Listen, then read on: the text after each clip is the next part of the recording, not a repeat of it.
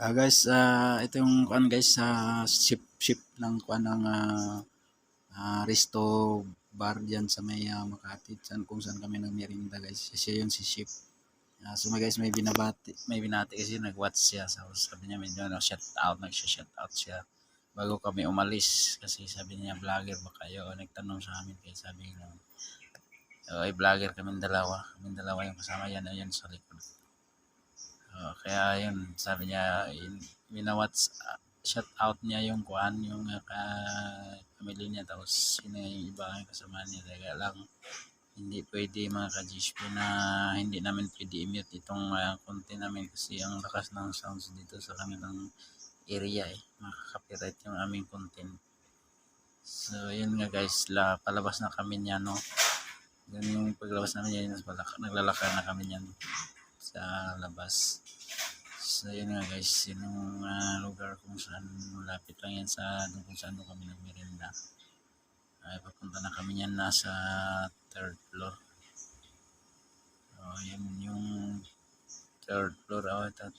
Third floor kami yan mga guys. Pumunta doon sa binyo kung saan nandoon yung aming mga big boss.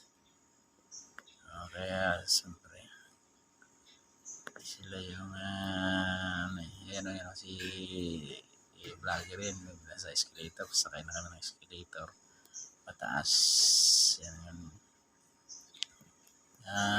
Mga ka-JSP, tulungan yan yung kasama ko si sinong pangalan ito, hirap kasi bigkasin yung kanyang channel pero totoo ang kanito Palayaw.